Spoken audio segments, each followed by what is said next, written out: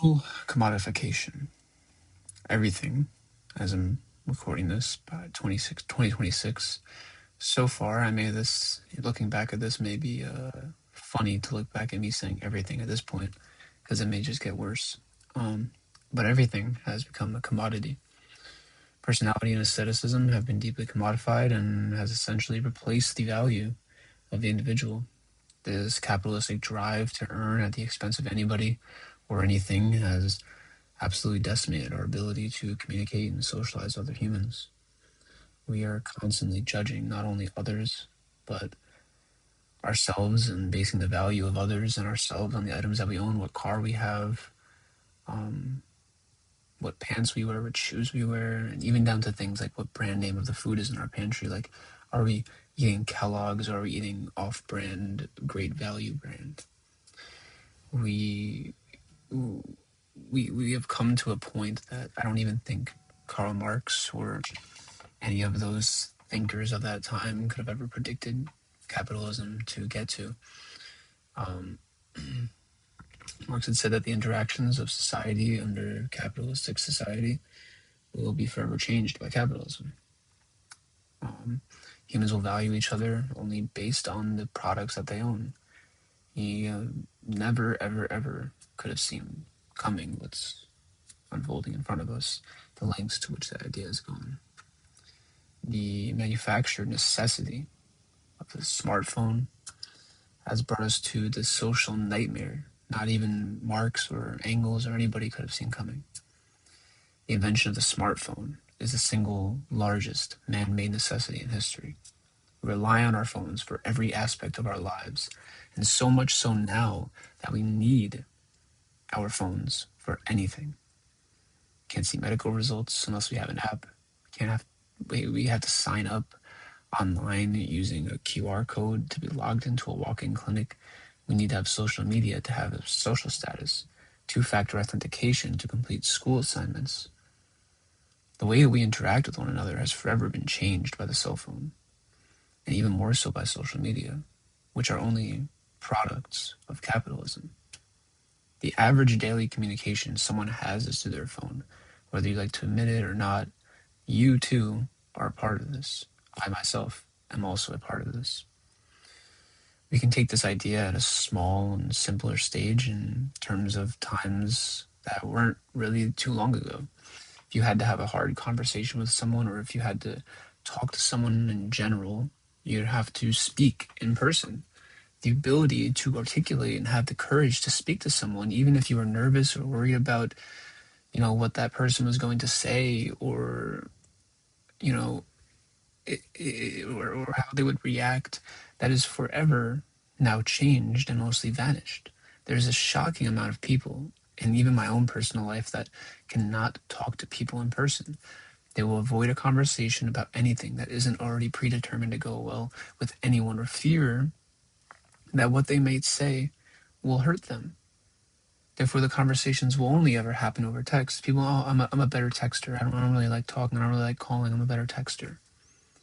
The lack of social skills and speaking skills will only increase as we move further into artificial intelligence and other ways to contact with even less contact, because we will eventually have these artificial systems contact people for us and say what we want them to say for us. We will to take it to a less basic level, but more of kind of like kind of that obviously it makes sense, kind of aspect to the problem. Social media is truly this commodification of people, this machine of stripping identity, and it's the one thing that destroys individuality and turns people into numbers and dollar signs in the most literal sense. The manipulation of these creators and platforms on the average consumer are absolutely evil. And you stand no chance against a consumer capitalist machine. Each feed is curated specifically to your wants and needs. Each ad is curated to your exact needs and wants. Anything you search, anything people even argue what you've said around your phone has something to do with it. And I had a friend recently bring up this amazing analogy to me. She had said to me that if we were like imagine if we were each given a book when we were 13, 14, 12, 11, like whenever we were really reading at, and we studied that book and read it all of our lives and rejected any type of book that wasn't ours. We had no other technology. All these ideas float around us. Everyone would have their own, yet nobody would accept hearing anything that contradicted their book. Because this book is their everything. This book is everything that they want to know and need to know, and everything that they need to know for the rest of their life. Of course, there will be outliers that want to read the other books. There's people like that now that want to move out, and people that see both sides of things. But that creates a very problematic situation.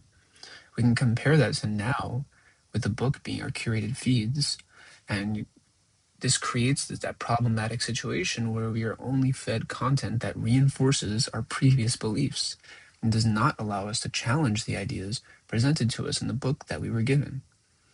We weren't able to see even the other books or books, the other ideas that are out there, because we are only looking at books of the same content over and over and over again, solidifying the beliefs and ideas that we already thought to be true.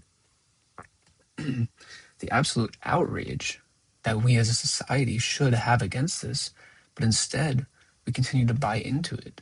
We have instant fashion, fast fashion, clothing, TikTok shop, Shein, etc.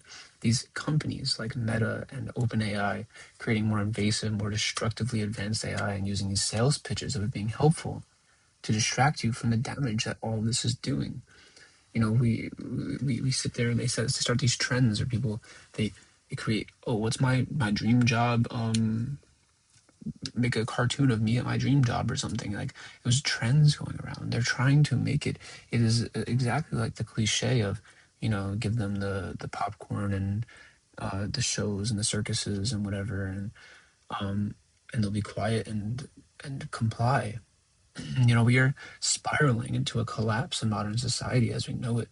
We are producing slop on all ends of the spectrum, whether it's clothing slop or genuine slop, polluting the groundwater with dyes and denim from these fast fashions and wasting materials taken from land that's been decimated, building these data center campuses to store and communicate AI slop shufflers.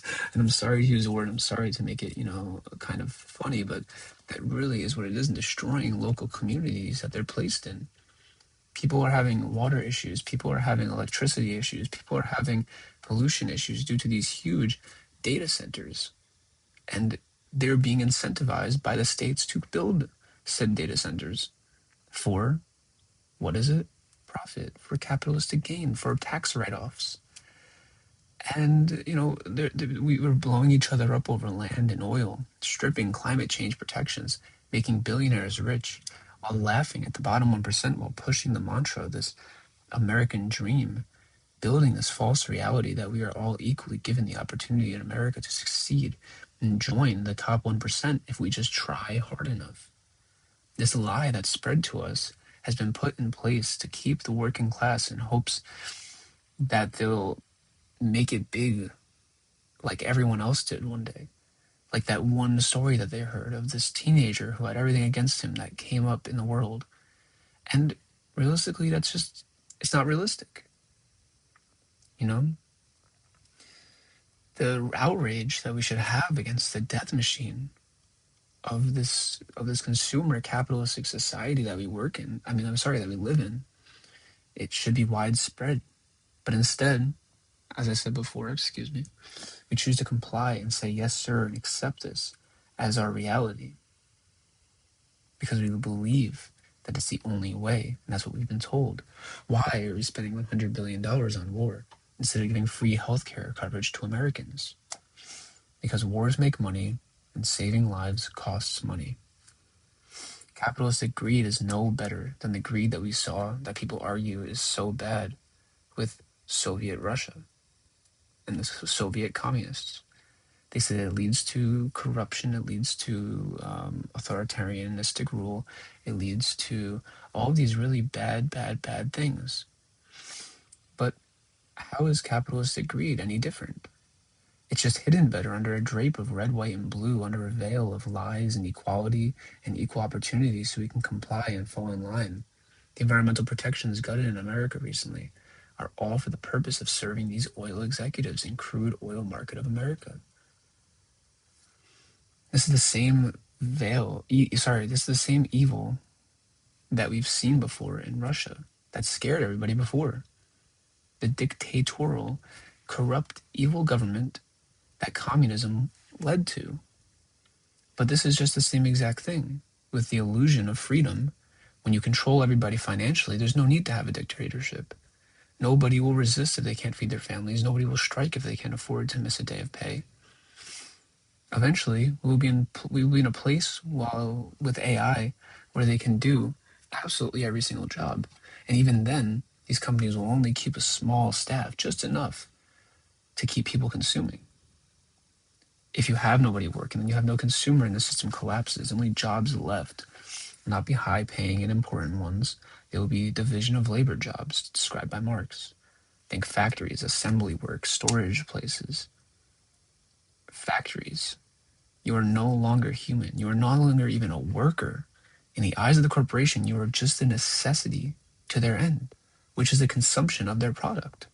Your ability and value of you is boiled down to how well you can consume. Your job is a highly replaceable task that is monotonous and can be done by anybody. You're no longer even the worker. You are simply just the end result, giving an unlimited self-sustaining economy a purely self-sustaining economy.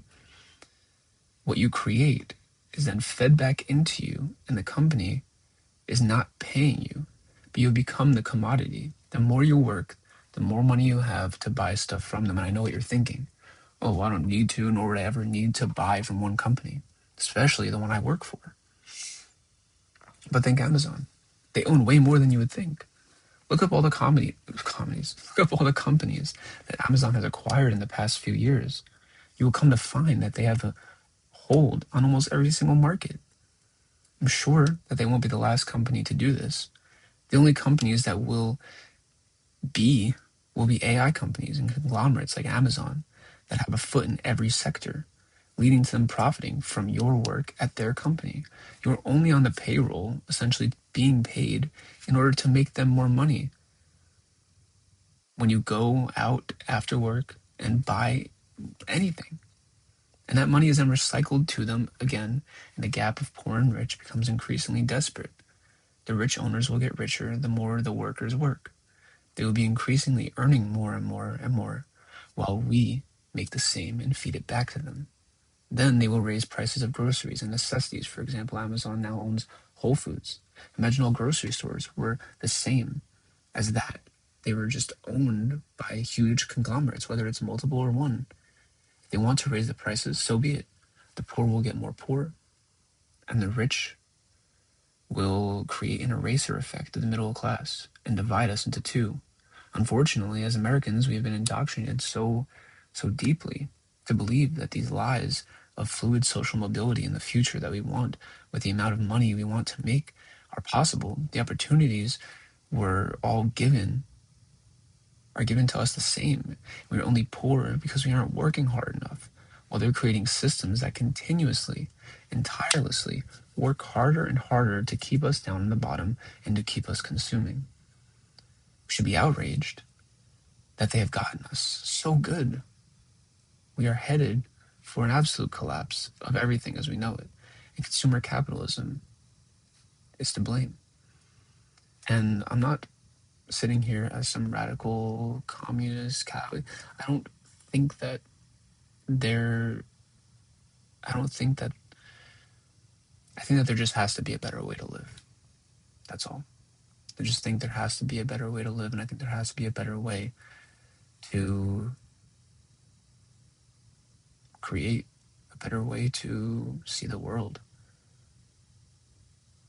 Buying meaningless artificial goods, it's just, what do we become? What's left of us? What's left of human beings once we're stripped of every single thing that makes us human? What good is money? I don't know. Just a thought for today. That's all.